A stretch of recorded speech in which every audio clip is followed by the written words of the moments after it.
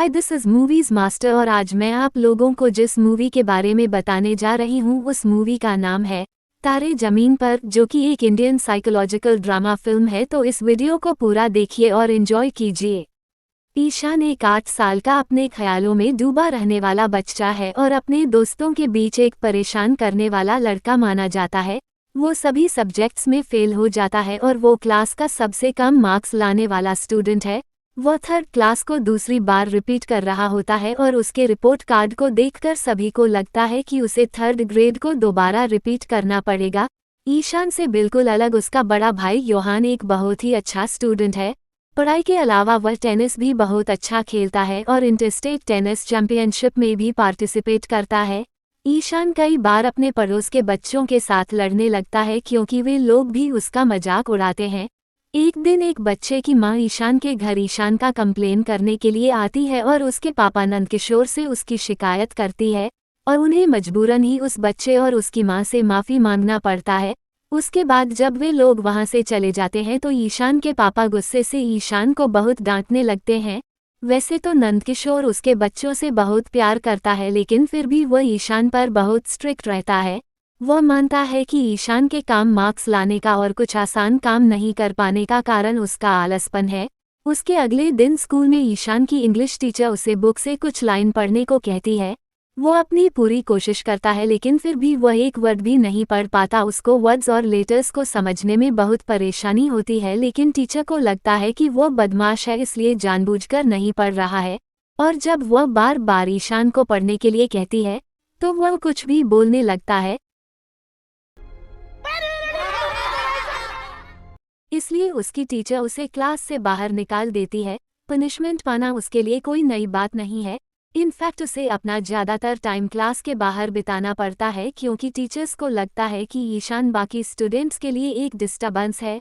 उस दिन ईशान ने मैथ्स का होमवर्क नहीं किया था, तो इसलिए टीचर से बचने के लिए वह स्कूल से भाग जाता है और अपना पूरा दिन बाहर घूमते घूमते बिताता है। लेकिन वह अपना पूरा दिन एंजॉय करता है। वह अपने लिए आइसक्रीम लेता है और समुद्र के किनारे बैठता है और रोड पर चलने वाले लोगों को देखता है। दिन खत्म होते होते वह अपने स्कूल बस में चढ़ जाता है और किसी को पता भी नहीं चलता है। घर जाकर वह एक बहुत ही सुंदर पेंटिंग बनाता है।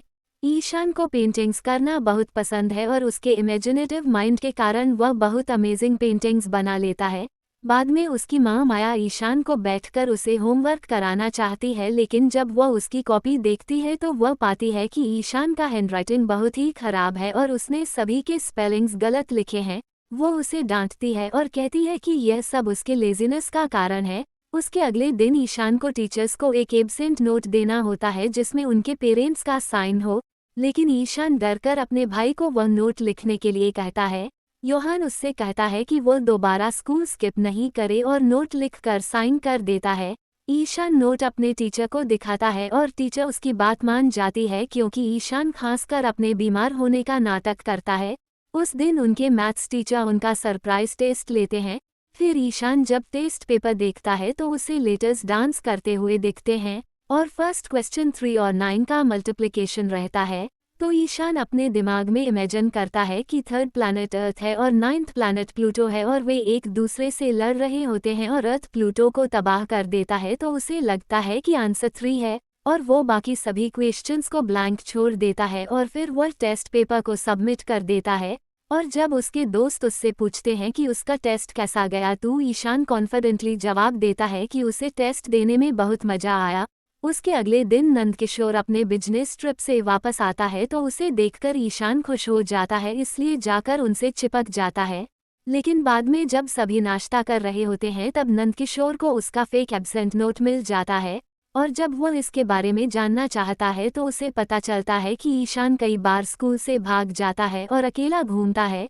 उसके अगले दिन ईशान के पेरेंट्स उसके टीचर्स और प्रिंसिपल से मिलने जाते हैं, तो वे ईशान के बदमाश बिहेवियर के बारे में बताते हैं और उन्हें उसके मैथ्स के टेस्ट का रिजल्ट भी बताते हैं। ईशान की प्रिंसिपल कहती है कि ईशान को एक स्पेशल स्कूल में भेजना चाहिए जहां कमजोर दिमाग वाले बच्चे पढ़ते हैं। नंदकिशोर यह सुनकर कि उसका बेटा मेंटली वीक है, वह बहुत घबरा जाता है। ईशान के माता पिता उसके फ्यूचर के लिए बहुत परेशान हो जाते हैं, इसलिए वे लोग डिसाइड करते हैं कि उसे एक बोर्डिंग स्कूल भेजा जाए। ईशान इस बात से मना कर देता है और वह बोर्डिंग स्कूल नहीं जाना चाहता और रोने लगता है। ईशान के माता पिता भी उससे दूर नहीं होना चाहते, लेकिन वे लोग ईशान के लिए जो सही रहेगा वही करना चाहते हैं। उस रात ईशान को एक सपना आता है जिसमें कि भीड़ में ईशान अपनी माँ से दूर होकर खो जाता है। वो डर का चिल्लाते हुए अपने सपने से उठ जाता है। उसकी माँ उसके पास आकर उसे शांत कराती है तो ईशान प्रॉमिस करता है कि वो मन लगाकर पढ़ाई करेगा अगर उसे घर में ही रहने देंगे तो। यह सुनकर माया का मन बदल जाता है, लेकिन नंदकिशोर अपना डिसीजन नहीं बदलता और फिर सभी ईशान को बोर्डिंग स्कूल पहुंचा देते हैं। फिर उसे उसका रूम दिखाया जाता है जहां उसे सभी स्टूडेंट्स के साथ रहना है और उसे बताया जाता है कि उसे महीने में सिर्फ एक बार अपने पेरेंट्स से मिलने दिया जाएगा। यह 8 साल के ईशान के लिए एक नाइटमेयर जैसा होता है क्योंकि वह कभी अपने घर से बाहर नहीं रहा है। हॉस्टल वार्डन उसका वेलकम करता है और उसे बताता है कि उसकी कोई भी बदमाशी यहाँ टॉलरेट नहीं किया जाएगा और उसे डिसिप्लिन में रहना होगा। फिर पूरा स्कूल देखने के बाद ईशान को छोड़कर उसकी फैमिली दुखी होकर वहां से चली जाती है। फिर ईशान नम आंखों से उनके कार को जाते हुए देखता है। उनके कार चले जाने के बाद भी वह काफी देर तक वैसे ही वहां खड़ा रहता है। फिर जब अंधेरा हो जाता है तो वो रोते रोते हॉस्टल के अंदर चले जाता है। वो वहां किसी से बात नहीं करता और खाना भी नहीं खाता और रात को वो सो भी नहीं पाता और बाथरूम जाकर रोने लगता है और अपनी माँ को याद करने लगता है। और माया घर में जब ईशान के चीज़ों को देखती है तो उसे एक फ्लिप बुक मिलता है जिसमें ईशान अपने फैमिली से दूर जा रहा होता है और ये देखकर उसका दिल टूट जाता है और उसे एहसास होता है कि ईशान उनसे बिल्कुल दूर नहीं होना चाहता था। हॉस्टल में ईशान को बहुत से नॉर्मल चीज़ें करने में परेशानी हो रही थी, जैसे कि टाई बांधना और शूलेसेस बांधना। उसके स्कूल के पहले दिन हिंदी टीचर मिस्टर तिवारी ईशान को फर्स्ट बेंच में क्लास टॉपर राजन के साथ बैठने के लिए बोलते हैं। वहाँ के टीचर्स को तुरंत पता चल जाता है कि ईशान नॉर्मल नहीं है। वह क्लास में बिल्कुल ध्यान नहीं देता है और इसलिए आर्ट टीचर उसे पनिशमेंट भी देते हैं। उसके लिए कुछ भी नहीं बदला है, सब पिछले स्कूल जैसा ही है। उसे यहाँ भी पनिशमेंट के तौर पर क्लास से बाहर निकाल देते हैं। जैसे जैसे समय बीतता है ईशान इतना परेशान हो जाता है कि वह अपने बुक्स को फाड़ देता है और डस्टबिन में फेंक देता है और वह डिप्रेशन में चला जाता है। और 1 महीने बाद जब उसकी फैमिली उससे मिलने आती है तो वह खुद को रूम में बंद कर लेता है और जोर जोर से रोने लगता है और उसे बाहर बुलाने पर वह बाहर निकलता है और बास्केटबॉल कोर्ट के चारों ओर दौड़ने लगता है। रात को उसकी फैमिली उसी के साथ रहती है उसे इन सब से ब्रेक देने के लिए, और योहान उसे एक पेंटिंग किट गिफ्ट के तौर पर देता है। लेकिन उसे यह नहीं पता होता है कि ईशान अपना क्रिएटिव साइड को छोड़ दिया है और वह पेंटिंग करना भी बंद कर दिया है। उसके अगले दिन उसकी फैमिली उसे अलविदा कहकर फिर से चली जाती है और इसलिए ईशान फिर से गुमसुम हो जाता है और फिर वह टेरेस की छत से नीचे देखने लगता है और सोचता है कि अगर वह इतनी ऊंचाई से गिर जाएगा तो कैसा होगा। तभी उसका दोस्त राजन उसके पास आता है और उसे बताता है कि उनके एक नए आर्ट टीचर आए हैं। लेकिन ईशान इस बारे में ज़्यादा कुछ नहीं सोचता क्योंकि कोई भी टीचर आज तक उसकी मदद नहीं कर पाया है। अगले दिन जब उनका नया आर्ट टीचर राम एक जोकर का कॉस्ट्यूम पहन कर आता है तो सभी बच्चे बहुत हैरान और खुश हो जाते हैं। वो उनके लिए गाना गाता है, डांस करता है और उन्हें एंजॉय करने के लिए कहता है।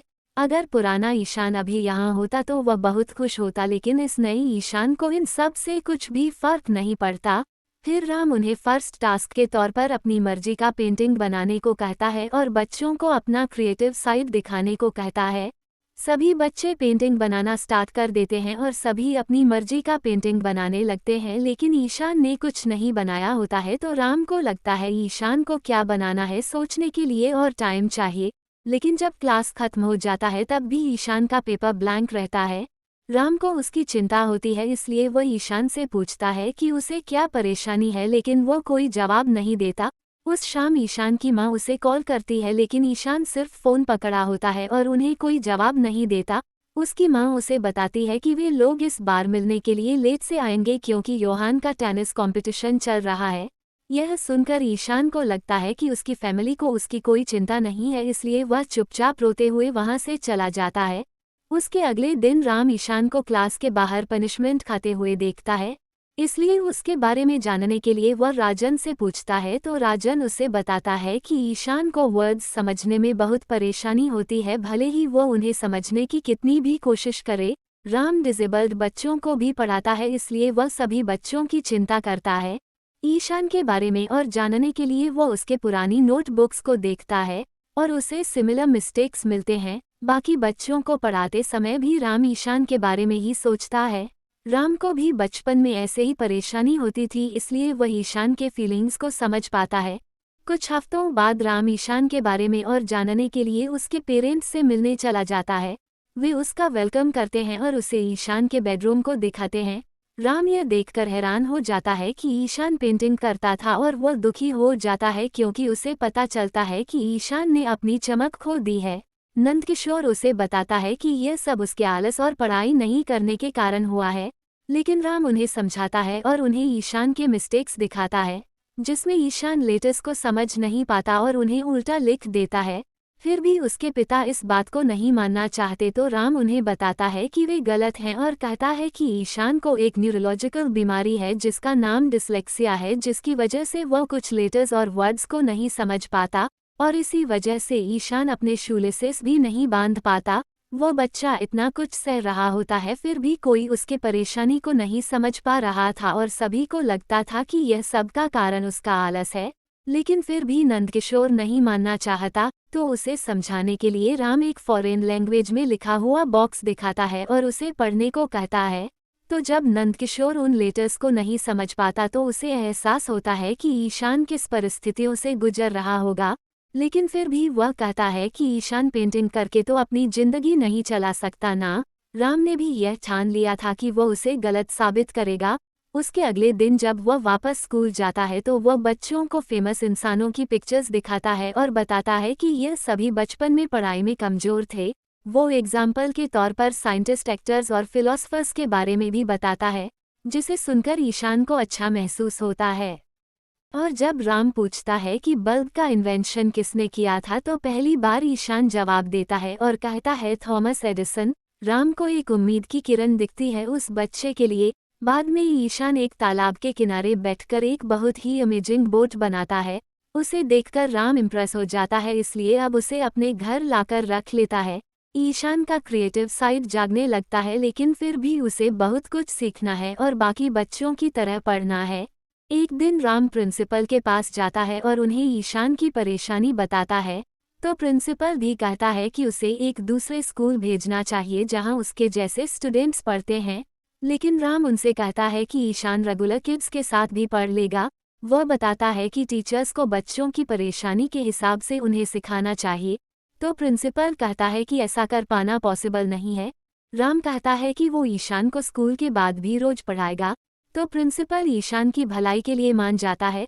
उसके अगले दिन से राम नए नए तरीके से ईशान को पढ़ाता है, जैसे कभी कभी उसे सैंडबॉक्स से, क्ले से और सेंसरी मेथड से सिखाता है। ईशान ऑडियो बुक्स सुनकर और सीढ़ियों की मदद से भी सीखता है और सिर्फ 2 महीनों में ही लेटर्स को समझने लगता है, जिसे बाकी टीचर्स कई सालों में भी नहीं सिखा पाए। एक दिन नंदकिशोर राम से बात करने के लिए उसके स्कूल आता है, यह बताने के लिए कि वे लोग कैसे ईशान के प्रॉब्लम के बारे में रिसर्च कर रहे हैं, क्योंकि वो राम को यह दिखाना चाहता है कि उसे भी अपने बेटे की परवाह है। लेकिन राम उसे बताता है कि ईशान के सेल्फ कॉन्फिडेंस खोने का कारण खुद नंदकिशोर ही है। इस बात को नंदकिशोर को भी मानना ही पड़ता है। फिर जब वह बाहर जा रहा होता है तो वह ईशान को देखता है, जो नोटिस बोर्ड से कुछ पढ़ने की कोशिश कर रहा होता है। ईशान की तकलीफों को पहले नहीं समझ पाने के कारण उसे ईशान से बात करने की हिम्मत नहीं होती, इसलिए वह नम आंखों के साथ वहां से चला जाता है। कुछ दिनों बाद राम एक पेंटिंग कंपटीशन ऑर्गेनाइज कराता है, जिसमें कि स्कूल के सभी टीचर्स और स्टूडेंट्स पार्टिसिपेट कर सकते हैं। सभी लोग कंपटीशन की जगह पहुंच जाते हैं और पार्टिसिपेट करते हैं। ईशान पेंटिंग के लिए पहली बार उस पेंटिंग किट को यूज करता जो उसके भाई ने उसे गिफ्ट में दिया था। कंपटीशन स्टार्ट हो जाता है और सभी ड्राइंग में बिजी हो जाते हैं। यहाँ तक कि टीचर्स भी उस इवेंट को एंजॉय करते हैं और अपना बेस्ट देते हैं। और आखिरी में ईशान एक बहुत ही सुंदर पेंटिंग बनाता है। फिर वो अपना पेंटिंग सबमिट करने आगे जाता है तो देखता है कि राम ने ईशान का एक बहुत ही सुंदर पोर्ट्रेट बनाया है। उसे देखकर ईशान इमोशनल हो जाता है। कुछ देर बाद कंपटीशन के विनर अनाउंस करते हैं। उससे पहले प्रिंसिपल बताते हैं कि विनर का पेंटिंग स्कूल मैगजीन के फ्रंट पेज में होगा। फिर बताते हैं कि विनर डिसाइड करना बहुत मुश्किल था क्योंकि दो पेंटिंग बहुत ही सुंदर थे, और आखिर में ईशान को विनर डिक्लेयर कर देते हैं और सेकंड प्राइज राम को जाता है। सभी उसके लिए ताली बजाने लगते हैं। जिंदगी में पहली बार ईशान के टैलेंट की पहचान होती है, इसलिए ईशान रोने लगता है और दौड़कर राम से गले लग जाता है। और आखिर में हमें दिखाया जाता है कि माया और नंदकिशोर पेरेंट्स टीचर मीटिंग के लिए स्कूल आते हैं, तो प्रिंसिपल ईशान के टैलेंट के बारे में उन्हें बताते हैं और उन्हें स्कूल मैगजीन दिखाते हैं। ये सब देख के ईशान के पेरेंट्स हैरान हो जाते हैं और प्रिंसिपल राम की भी तारीफ करते हैं और बताते हैं कि राम ने ही सभी चीज़ों में ईशान की मदद की है। फिर वे लोग ईशान के टीचर्स से भी मिलते हैं जो उन्हें ईशान का रिपोर्ट कार्ड दिखाते हैं और ईशान के अनबिलीवेबल प्रोग्रेस के बारे में बताते हैं। फिर बाहर वे लोग अपने बेटे को खेलते हुए दिखते हैं और इमोशनल होकर रोने लगते हैं। नंदकिशोर राम को थैंक्स कहता है और अपने बिहेवियर के लिए उससे माफ़ी मांगता है। और आखिरी सीन में हमें दिखाया जाता है कि ईशान वेकेशन के लिए अपने घर जाने से पहले राम को गुड बाय कहने जाता है, और इसी तरह मूवी खत्म हो जाता है। Thanks for watching and subscribe for more interesting videos like this.